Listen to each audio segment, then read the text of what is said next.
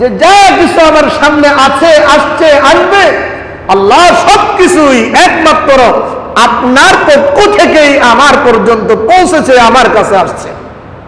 যেহেতু এগুলো আপনার থেকে আসছে, এজন্য এগুলো আপনার জন্যই আমি কোরবান করে দিলাম, দান করে দিলাম, সদকা করে দিলাম। আমার আল্লাহ পাক এই বান্দা বান্দির উপর অত্যন্ত খুশি হয়ে যাবে। সুবহানাল্লাহ। যেহেতু আল্লাহর জন্য দিতে হবে, কি বলে দিতে হবে? বিসমিল্লাহ। আল্লাহ আপনাদেরকে যেহেতু পেয়েছি, এগুলো আপনার নামেই দিয়ে দিলাম। সুবহানাল্লাহ বলেন। কি জন্য আপনার নামে দিব?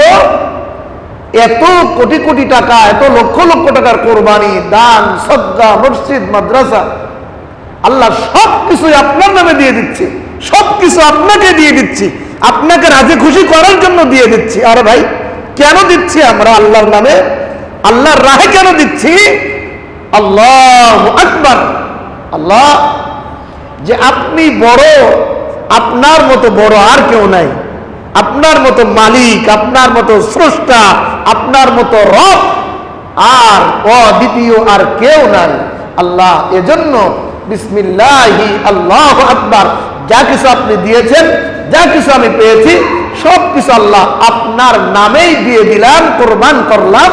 এজন্য করলাম আল্লাহ আপনি সবার থেকে বড়, এজন্য আপনার নামে সবকিছু দান করে দিলাম। সুবহানাল্লাহ। তাহলে দোয়ার ভিতরে আমাদের চারটা শিক্ষা। একটা, আল্লাহ তোমার কাছ থেকে আসছে সব, আল্লাহ তোমার জন্যই দিব, আল্লাহ তোমার নামেই দিব। কেন আল্লাহ দিব? আল্লাহ তুমি যে সবার চেয়ে বড়, এজন্য আল্লাহ তোমার নামে সবকিছু দিয়ে দিলাম। সুবহানাল্লাহ। এজন্য কোন একজন মুমিন মুসলমান যদি ঈমান, ইখলাস, ইয়াকিন নিয়ে শুধুমাত্র আল্লাহকে রাজি খুশি করার জন্য একটি টাকা আল্লাহর রাহে ইখলাসের সহিত দান করে, আমার আল্লাহ তার আমল নামায় উহুদ পাহাড় পরিমাণ সওয়াব তার আমল নামায় লিখে দেয়। আর যদি তার ইখলাস নাই, শুধু মানুষ দেখানোর জন্য কোটি কোটি টাকার সম্পদ দান করে, এমনকি উহুদ পাহাড় পরিমাণ স্বর্ণও যদি আল্লাহর রাহে দান করে, তার আমল নামায় সরিষা দানা পরিমাণও সওয়াব হবে না। নাউযুবিল্লাহি মিন যালিক। এজন্য যা কিছু করতে হবে, বলতে হবে, দিতে হবে, একমাত্র শুধুমাত্র কেবলমাত্র মৃত্যুর আগ মুহূর্ত পর্যন্ত কার নামে দিতে হবে? আর জোরে বলেন, কার নামে? আল্লাহর নামে দিতে হবে। ভুল যেন না হয় আমার আপনার, এটা ভুল যেন না হয়। ভুল হয়ে গেলে সব ক্ষতি হয়ে যাবে। যদি ভুল হয়ে যায় সব ক্ষতি হয়ে যাবে, কিছু পাবো না। দুনিয়ায় পাবো, আখেরাতে কিছু পাবো না। আখেরাতে কিছুই নাই। এজন্য তো কিয়ামতের ময়দানে আমার আল্লাহ ওই 4 শ্রেণীর মানুষদেরকে ডাক দিবেন। কয় শ্রেণী?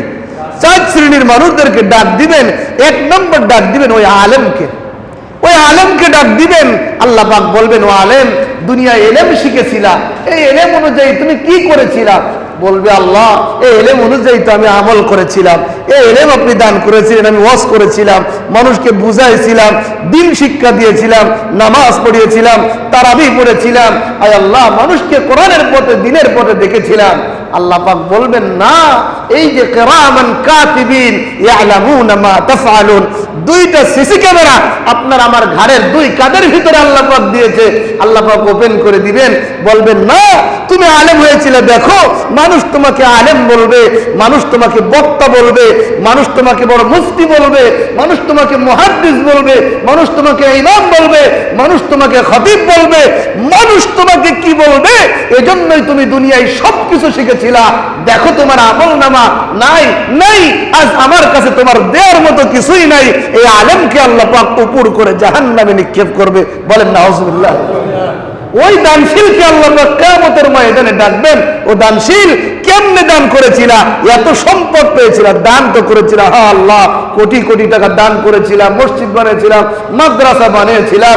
কিরামান কাতিবিন, এই যে ওপেন করে দিবেন আপনার আমলগুলো, দেখবেন যে দানের খাতায় কিছুই নাই। নাই কেন? যে দানগুলো করেছিলাম, মানুষ আমাকে বলবে, হাই রে দানবীর, এত টাকা দান করছে, এত মসজিদ মাদ্রাসা করছে, এত এত এমন এমন কিছু করছে। দুনিয়ায় মানুষ ওই সব কিছু বলেছে, তাদের কাছ থেকে পুরস্কার বাহবা পেয়েছো। আজ আমি মাওলার ধারে তোমার জন্য কিছুই নাই। এই দানবীরকে উপর করে জাহান্নামে নিক্ষেপ করবে। বলেন নাউযুবিল্লাহ। এজন্য যা কিছু দান করবেন, ইয়াকিনের সাথে, ইখলাসের সাথে, 1 টাকাও যদি আপনি দান করেন, ইয়াকিন যত হবে, যত বড় হবে, যত আত্মশুদ্ধি হবে, যত আল্লাহ ভীরু হবে, এই পরিমাণ সওয়াব আল্লাহ পাক আপনার আমার আমল নামার ভিতরে লিখে দেবে। সুবহানাল্লাহ। এই জন্য যা কিছু করতে হবে, বলতে হবে, দিতে হবে, একমাত্র শুধুমাত্র কার রাজি খুশি করার জন্য। আর একটু জোরে বলেন, কার রাজি খুশি করার জন্য। এই জন্য আমার আল্লাহকে যদি আমি রাজি খুশি করাইতে পারি, তাহলে পৃথিবীতে আর কিছুই লাগবে না। এই জন্য শামসুল হক ফরিদপুরি রহমাতুল্লাহ আলাইহি উনি একটা কথা বলে গিয়েছিলেন, বোকা, দুনিয়ার জমিনে তুমি সব পেয়েছো, বাড়ি গাড়ি, অর্থ সম্পদ, বিবি বাল বাচ্চা, রাজত্ব, তুমি সব পেয়েছো, তুমি আল্লাহকে পাও নাই। তোমার মতো বোকা পৃথিবীর জমিনে আর কেউ নাই। সব কিছু তুমি পেয়েছো, আল্লাহকে পাও নাই, তুমি কিছুই পাও। বলেন যাবে? বাবা, কিছুই যাবে না। যে সন্তানের জন্য, যে বিবির জন্য, যে দুনিয়ার জন্য, যে চাকরির জন্য, যে ব্যবসার জন্য, যে ফ্যাক্টরির জন্য রাতের ঘুম হারাম করলেন, সকাল 8টা বাজে উঠলেন, ফ্যাক্টরিতে সারাদিন সময় দিলেন, আল্লাহর কুদরতি পায়ে সেজদা দিলেন না, এই ফ্যাক্টরি আপনার বিন্দু পরিমাণ কাজে দিবে না। এই জন্য দুনিয়ায় যা কিছু করেন, আপনি করি, এগুলো কিছুই কবরে যাবে না। একমাত্র শুধুমাত্র কেবলমাত্র আপনার আমার কবরে যাবে আমল। আমল ছাড়া আর কিছু না। এই জন্য যে দুনিয়ায় তুমি সব পেয়েছো, আল্লাহকে পাও নাই, আমি কিছুই পাই নাই। কারণ আল্লাহকে পাওয়ার নামই তো বড় পাওয়া। আল্লাহকে পাওয়ার নামই। এই জন্য আল্লাহকে যারা পায় তাদের মতো বুদ্ধিমান আর কেউ নাই। এই জন্য আল্লাহকে পাওয়ার চেষ্টা করতে হবে। ব্যবসার ভিতরে, ব্যবসার ভিতরে আল্লাহকে পাওয়ার চেষ্টা করতে হবে। কিয়ামতের ময়দানে কিছু ব্যবসায়ী কিয়ামতের ময়দানে আরশের ছায়ার নিচে থাকবে। আল্লাহ, কি করলাম? যদি মাটি হয়ে যাইতাম, কেন মানুষকে ধোঁকা দিলাম? কিছু কিছু ব্যবসায়ী আছে যে নিতে আসে 1 কেজি গোস্ত দিয়ে দেয় 50 গ্রাম কম, দিয়ে দেয় 100 গ্রাম কম। কম দিতে পারলে মনে করেন বড় চালাক ব্যবসায়ী আছে না নাই? আবার অনেক সময় পণ্য কিনে আনে 1000 টাকা, তো আল্লাহর কসম এটা 1200 টাকাতে কিনছি। আপনি হুজুর মানুষ, এই জন্য আপনার কাছ থেকে একটু কম রাখলাম, 1500 টাকা নিয়ে নেন। আছে না নাই? অসাধু ব্যবসা। এ দুটো কি বলা হয়? যে অসাধু ব্যবসায়ী। এই জন্য ব্যবসার একটা তারতম্য আছে, ধারাবাহিকতা আছে। এই জন্য হাদিসের মধ্যে আসছে, কিছু কিছু ব্যবসায়ী, এক শ্রেণীর ব্যবসায়ীরা কিয়ামতের ময়দানে আল্লাহর আরশের নিচে স্থান পাবে। বলেন সুবহানাল্লাহ। ব্যবসার মধ্যে আল্লাহকে খুঁজে পাওয়া যাবে। এই জন্য যে পথেই আপনি চলেন, চাকরির ভিতরে আল্লাহকে খুঁজে পাওয়া যাবে। মালিক আপনাকে দিয়েছে, এতগুলো কাজ করে দিতে হবে, ঘুম ভাঙ করে এর ভিতরে কিছু ঢুকাই দিয়ে সময়টা ওভার করে আপনি ব্যবসা থেকে চলে গেলেন। মাস শেষে যে টাকাগুলো নিচ্ছেন, হালাল হচ্ছে? করতেছেন কষ্ট, কামাইতেছেন হারাম। মালিক নাই, ফ্যাক্টরিতে মালিক নাই, চলে গেছে। কিছু কিছু কাপড় চোপড়, কিছু কিছু ব্যবসায়ী পণ্য, এগুলো আপনি এক্সট্রা আলাদা মালিকের অগোচরে এগুলো আপনি বিক্রি করে দিচ্ছেন। কার জন্য দিচ্ছেন? সন্তানের জন্য, বিবির জন্য। কথা ঠিক না ঠিক? এই বিবি তো আপনার কবরে যাবে না, কিয়ামতের ময়দানে এই সন্তানই তো আপনার চিনবে না। তা কার জন্য করছেন? এই যে হারাম গুলো আপনি খাচ্ছি, কার জন্য? আপনি হারাম উপার্জন করে আনছি, কিন্তু আমার বিবি বাল বাচ্চা এগুলো খাচ্ছে, তাদের জন্য হালাল। তারা হালাল খাচ্ছে, কিন্তু হারামের গুনাহটা আমার আপনার আমল নামার ভিতরে জমা হচ্ছে। ঠিক না বেটি? এই জন্য কেন হারাম খাবো? কেন আল্লাহকে ভুলে থাকবো? সবের ভিতরে আল্লাহকে পাওয়া যাবে যদি আপনি আল্লাহ ওয়ালা হন, যদি আপনি আল্লাহ বিরোধী হতে চান। আর যদি না হতে চান, পাবেন না কিছুই। এই জন্য ইহকাল বরবাদ, পরকাল বরবাদ। যতই বুঝাই না কেন হুজুর আমি বুঝি না, যতই বুঝাই না কেন এক কান দিয়ে বুঝি শুনি আর এক কান দিয়ে বের করে দেই। এই কথাগুলো আমি বলি ঠিকই, কিন্তু যদি আমল না করা হয় তাহলে এই 1000 বছর বলার পরেও এগুলো আমাদের কোনো লাভ হবে না। হবে না। এই জন্য মানতে হবে, যেগুলো জানতে হবে এগুলো মানতে হবে। এই জন্য অনেক ওলামায়ে কেরাম জানে কিন্তু মানে না। এই জন্য কিয়ামতের ময়দানে ওই এক শ্রেণীর ওলামায়ে কেরামকে আল্লাহ পাক ডাক দিবেন, জাহান্নামীদের কাতারের ভিতরে রাখবেন। তারা জানতো কিন্তু মানতো না, তারা বুঝতো কিন্তু মানুষকে বুঝাইতো না, খামখেয়ালি করত, সাধারণ মানুষের মতো চলাফেরা করত। এই জন্য কিয়ামতের ময়দানে জান্নাতওয়ালাকেও জাহান্নামীদের কাতারের ভিতরে দাঁড় করানো হবে। এই জন্য আপনিও যতটুকু জানেন, আল্লাহ নবী সাল্লাল্লাহু আলাইহি ওয়াসাল্লামের স্পষ্ট হাদিস, বাল্লিগু আন্নী ওয়ালাউ আয়া, আমার পক্ষ থেকে যদি তোমাদের কাছে একটা বাণীও পৌঁছে, এটা তুমি অপর মুসলমানকে পৌঁছায় দাও সহি শুদ্ধভাবে।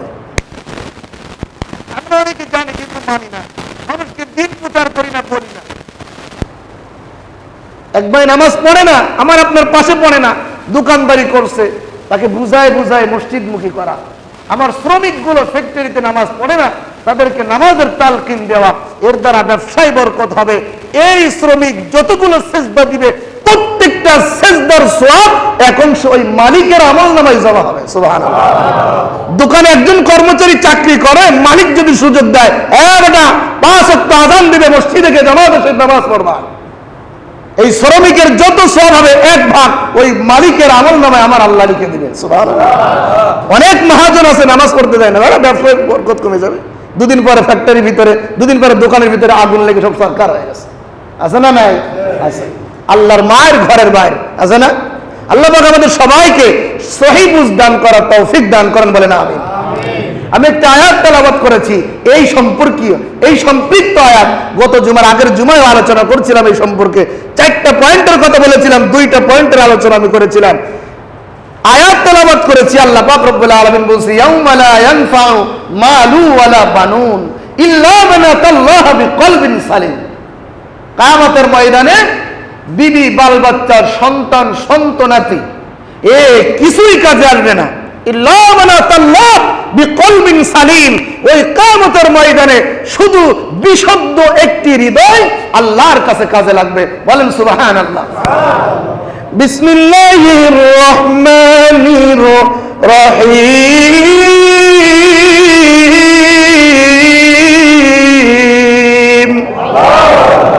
ইয়াউমা লা ইয়ানফাউ মালু ওয়ালা বানুন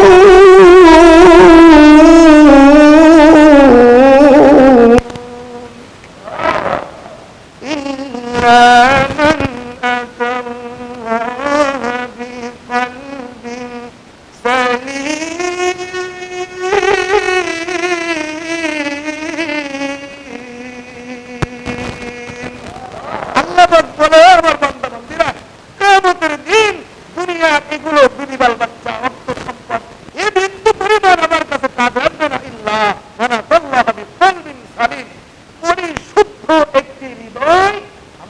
কাজে আসবে। কিয়ামতের ময়দানে প্রত্যেকটা বান্দা বান্দিকে আল্লাহ পাক ডেকে ডেকে জিজ্ঞেস করবে, আনছো পরিশুদ্ধ আত্মা, আনছো আব্দুর রহিম পরিশুদ্ধ আত্মা, আনছো আব্দুল করিম পরিশুদ্ধ আত্মা। এই 4 শ্রেণীর মানুষ অজুহাত পেশ করবে। কয় শ্রেণী? 4। বলেন কয়? এই 4 শ্রেণীর মানুষ, ধনী, রাজা, আমির, ফকির সবাই আছে। 4 শ্রেণীর মানুষকে আল্লাহ পাক বলবে, আনছো কি? এক ধনীকে বলবে, আনছো এই পরিচ্ছন্ন একটি কলবিন সালিম, একটি স্বচ্ছ আত্মা কি তুমি এনেছো? এই ধনী বলবে, আল্লাহ আমি আনতে পারি নাই, অজুহাত দিবে। একজন গরিবকে বলবে, আনছো? আল্লাহ আমি আনতে পারি নাই, অজুহাত দিবে। একজন রাজাকে বলবে, এনেছো? না আমি আনতে পারি নাই, অজুহাত দিবে। একজন অসুস্থকে বলবে, আনছো স্বচ্ছ হৃদয়? না আল্লাহ অসুস্থ ছিলাম, অজুহাত দিবে। এই অজুহাত আল্লাহর কাছে বিন্দু পরিমাণ কাজে আসবে না, ধরে ধরে উপর করে করে জাহান্নামে নিক্ষেপ করবে, বলে নাউজুবিল্লাহ। কিয়ামতের ময়দানে আমার আপনার আল্লাহ 4 শ্রেণীর মানুষদেরকে ডেকে ডেকে বলবে। 1 নাম্বার বাদশাকে ডেকে ডেকে বলবে, ও বাদশা কেন তুমি স্বচ্ছ হৃদয় আনতে পারো নাই? বাদশা ডেকে ডেকে বলবে, আল্লাহ এত বড় বাদশাহী তো আমাকে দিয়েছিলেন, প্রজাদের খোঁজ খবর নেওয়ার জন্য। আল্লাহ তোমার নাম ঠিক মতো ডাকতে পারি নাই, তোমাকে ঠিক মতো স্মরণ করতে পারি নাই, ঠিক মতো স্বচ্ছ হৃদয় আনতে পারি নাই। ওই বাদশার সামনে আমার আল্লাহ পয়গম্বর সুলাইমানকে পেশ করবে। মনে আছে না আপনাদের? সুলাইমানকে পেশ করবে। সুলাইমান নবী বাদশা,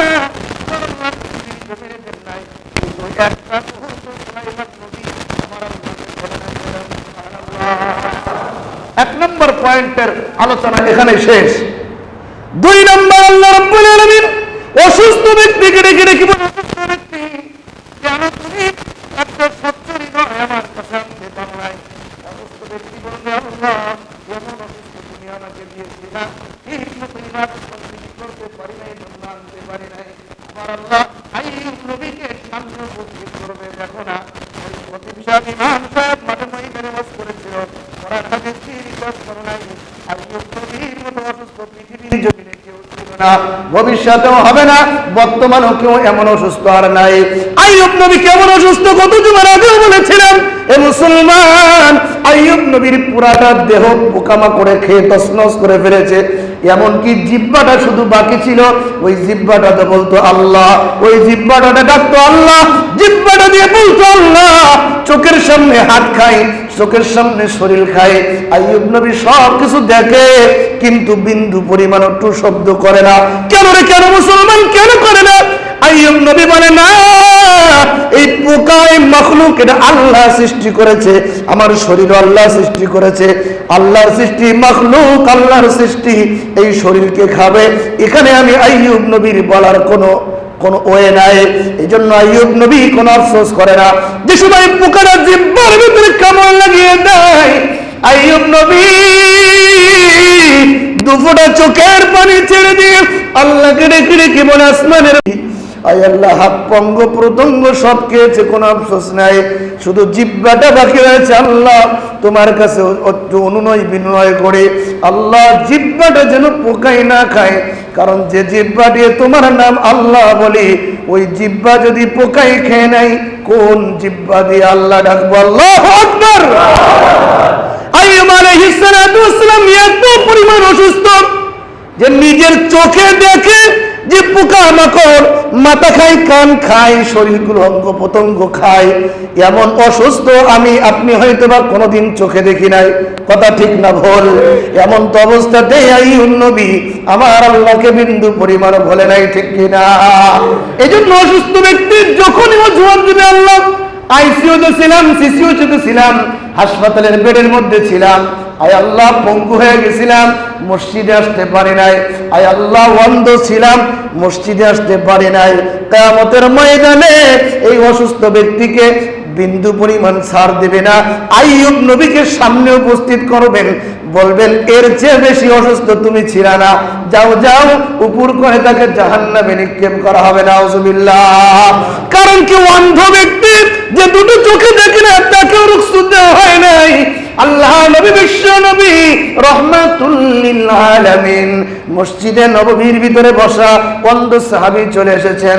ওগো নবীজি, বিশ্ব নবী, দয়াল নবী, মায়ের নবী, ওগো নবীজি, আমি তো অন্ধ, আমাকে কি একটু রুখসত দেওয়া যায় না? আল্লাহ নবী বলছে, সাহাবীরে, ঠিক আছে, তুমি যেহেতু অন্ধ, চোখে দেখো না, মসজিদে এসে নামাজ পড়া লাগবে না, বাড়িতে নামাজ পড়বা, তোমাকে রুখসত দেওয়া হলো। আল্লাহ নবীর কথা শুনে অন্ধ সাহাবী মসজিদ ত্যাগ করে বাড়ির পথে রওনা হয়েছে। আল্লাহ নবী, বিশ্ব নবী রাহমাতুল লিল আলামিন সাহাবাকে ডাকলেন। সাহাবী, অন্ধ সাহাবী আল্লাহ নবীর কাছে আসলেন, ইয়া রাসূলুল্লাহ, লাব্বাইকা ইয়া রাসূলুল্লাহ। আল্লাহ নবী বললেন, সাহাবীরে, মসজিদের মিম্বারের আওয়াজ কি তুমি কানে শোনো? অন্ধ সাহাবী বলছে, হ্যাঁ, মসজিদের মিম্বারের আওয়াজ আমি আমার কানে শুনি। আল্লাহ নবী ওয়ার্ডার করলেন, সাহাবী, মসজিদে আজানের আওয়াজ শুনবা, জামাতের সহিত এসে মসজিদে নামাজ আদায় করবা। আল্লাহু আকবার। একজন অন্ধ সাহাবীও আল্লাহ নবীর কাছে রুখসত পায় না নামাজের জন্য। দুটো চোখ তো ভালো আছে, খাবার তো ঘরে আছে, আল্লাহ সবকিছু সুস্থ রেখেছে, কোন লজ্জায় আমি আল্লাহকে ভুলে গিয়েছি, কোন মুখ নিয়ে আমি আল্লাহর কাছে দাঁড়াবো? একজন অন্ধ সাহাবী নামাজ থেকে আল্লাহ নবীর কাছ থেকে রুখসত হয় নাই। আর বড় বড় লেকচার ছাড়ি, আমরা নবীর উম্মত, আল্লাহ তো মাফ করবেন, অত সোজা মাফ, অত সোজা, কত বড় বড় কথা, নামাজ নাই একত্রতা, আল্লাহ তো মাফ করবেনি, এমনিতেই আল্লাহ তো দিবেনি, অত সোজা না। একজন অন্ধ সাহাবী যিনি আল্লাহর নবীর কাছ থেকে রুখসত পান নাই, আমরা তো সেই নবীর উম্মত, আমাদের আল্লাহ পাক সব দিয়েছেন, চক্ষু দিয়েছেন, মাল দিয়েছেন, অঙ্গ প্রত্যঙ্গ সব ঠিক রেখেছেন, তাহলে কোন লজ্জায় রবের দরবার থেকে সেজদা দেয়া থেকে বিন্দু পরিমাণ সরে থাকি, এটা বুঝে আসে না। কিভাবে জবাব দিবেন? হ্যাঁ মুসলমান, আমার দোস্তরা, মুরব্বী বাবারা, অতটুকুই বলবেন, অতটুকুই করবেন, অতটুকুই খাবেন, যতটুকু আমার রবের দরবারে হিসাব দিতে পারবেন। অপরদিকে আমার আল্লাহ বলেছে যে একটা বিন্দু পরিমাণ সম্পদ, একটা বিন্দু পরিমাণও যদি আমার বান্দা বান্দি থেকে আমি হিসাব নেই, আমার বান্দারা একটা পয়েন্টের হিসাব দিয়ে জান্নাতে যেতে পারবে না, একটা পয়েন্ট। এজন্য অতটুকুই বলি যে যতটুকু পারবেন অতটুকুই বলবেন, যতটুকু হিসাব দিতে বলবেন অতটুকু জবান দিয়ে কথা খরচ করবেন। শুধুই চার দোকানে পাইলে ভগর ভগর ভগর ভগর, শুধু রাস্তাঘাটে গল্প গুজব, গাড়িতে উঠলে বাড়িতে গেলে মানে জবানটা একেবারে গল্প গুজবে দুনিয়াবি কথায় সয়লাভ হয়ে যায়। এজন্য মেম্বার থেকে বলে যায় যে যতটুকু আল্লাহর কাছে জবাব দিতে পারবেন অতটুকু কথা খরচ করবেন। অপরদিকে আল্লাহ বলেছে একটা পয়েন্ট যদি তোমাদেরকে ধরি হিসাব দিয়ে জান্নাতে যেতে পারবা না, একটা পয়েন্ট। কত কথা খরচ করছি, কত সময় নষ্ট করছি, আল্লাহ পাক যদি একটা মুহূর্তের সময়ের হিসাব নাই কেউ হিসাব দিতে পারবে না। এজন্য সেফে চলতে হবে, সেফলি চলতে হবে। কেমন যে আমি বলছি যতটুকু পারবো ততটুকুই বলবো, চুপ থাকবো। আল্লাহ নবীর স্পষ্ট হাদিস, মান সামাতা নাজা, যে চুপ থাকে সে নাজাত পায়। আপনারা কথায় কথা একটা কথা বলেন না যে যত বেশি বকে তার তত বেশি ভুল, আছে না? যে যত বেশি বকে তার তত বেশি ভুল। আল্লাহ নবী বলছে মান সামাতা নাজা, যে চুপ থাকলো সে নাজাত পেল। বলেন সুবহানাল্লাহ। এই জন্য যারা যত বেশি ভগর ভগর করে মনে করেন এরা বুদ্ধিমান, এরা বোকা। কিয়ামতে আল্লাহ পাক হিসাব নিলেন, বিন্দু পরিমাণ হিসাব দিয়ে এরা জান্নাতে যেতে পারবে না। এখন আসুন অপরদিকে 3 নম্বর পয়েন্টে আল্লাহ পাক একজন গরিবকে ডেকে ডেকে বলবে, রে গরিব, কেন রে কেন তুমি দুনিয়ার জমিন থেকে একটা স্বচ্ছ হৃদয় নিয়ে আমার কাছে আসতে পারলা না? গরিবকে যে সময় ডাকবেন হিসাব নিবেন, আল্লাহ পাকের দরবারে এই গরিব অজুহাত পেশ করবেন। ডেকে ডেকে বলবে, আসমানের মালিক, এই জন্য আমি স্বচ্ছ হৃদয় আনতে পারি নাই। গরিবের সামনে আল্লাহ নবীকে উপস্থিত করা হবে। ডেকে ডেকে বলবে, দেখো নি চিনবানি, দেখো এই গরিব ব্যক্তিকে চিনবানি, তিনি হচ্ছে তোমাদের নবী মুহাম্মদুর রাসূলুল্লাহ। আমার নবীর মতো গরিব পৃথিবীর জমিনে আমি আর কাউকে কোনোদিন বানাবো না। আল্লাহু আকবার। আমার নবী মুসলমান কেমন ছিলেন? একদিন রাতের বেলা আমার আপনার নবী বিশ্ব নবী রাহমাতুল লিল আলামিন ক্ষুধার যন্ত্রণায় একবার এই পাশে যায়, একবার ও পাশে যায়, একবার এ পাশে যায়, একবার ও পাশে যায়। আমার নবী মুহাম্মদুর রাসূলুল্লাহর এমন অবস্থা দেখে আম্মা জান আয়েশা সিদ্দিকা রাদিয়াল্লাহু তাআলা আনহা আমার নবীকে ডেকে ডেকে বলছে, ওগো নবী অসুস্থ হয়েছেন বুঝি? ওগো নবীজি শরীরটা খারাপ লাগছে বুঝি? আল্লাহর নবী বলছে, না আয়েশা রে, আমি অসুস্থ হই নাই, আমার শরীরে কোনো রোগ নাই।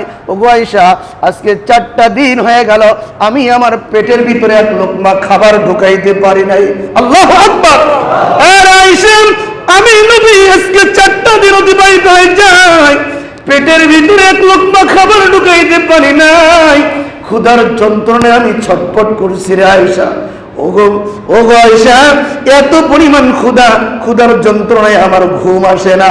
আল্লাহর নবী বিশ্ব নবী রাহমাতুল লিল আলামিন মসজিদের ভিতরে বসা একজন সাহাবী আসলেন, ওগো নবীজি আজকে 3 দিন পর্যন্ত কিছু খায় নাই। ওগো নবীজি বিশ্ব নবী রাহমাতুল লিল আলামিন দেখেন গো, পেটের কাপড়টা উঁচু করে দেখাই দিলেন, ওগো নবীজি পেটের ভিতরে পাথর বেঁধেছি ক্ষুধার যন্ত্রণায়। আল্লাহ নবী সাহাবীর কথা শুনে আল্লাহ নবীর চাদর মোবারক সরায় দিলেন, ও সাহাবী, তুমি একটা পাথর বেঁধেছো, ক্ষুধার যন্ত্রণায় তুমি 3 দিন খাও নাই, আর আমি বিশ্ব নবী 4 দিন খাই নাই, ক্ষুধার যন্ত্রণায় তোমার তুলনায় আমি 2টা পাথর বেশি বেঁধেছি। আল্লাহু আকবার। সাহাবী, তুমি 1 পাথর বেঁধেছো, ক্ষুধার যন্ত্রণায় আমি নবী 2 পাথর বেঁধেছি। আল্লাহু আকবার বলেন। আল্লাহ নবী বিশ্ব নবী রাহমাতুল লিল আলামিন এ মুসলমান কেমন গরিব ছিলেন, আল্লাহ পাক কেমন গরিব বানিয়েছিলেন। আমার আল্লাহর নবীকে ডেকে ডেকে বলছে, ও নবী মুহাম্মদ, আপনি যদি চান উহুদ পাহাড়টা আপনার জন্য স্বর্ণ বানায় দিব। বলেন মুসলমান ইমানদার যারা হজে গিয়েছেন, উমরায় গিয়েছেন, উহুদ পাহাড় দিকে গিয়েছেন, লম্বায় 10 কিলোমিটার লম্বা। আল্লাহ পাক আল্লাহর নবীকে ঘোষণা করেছেন, নবী আপনি যদি চান আপনার জন্য এই উহুদ পাহাড়টা স্বর্ণ বানায় দিব।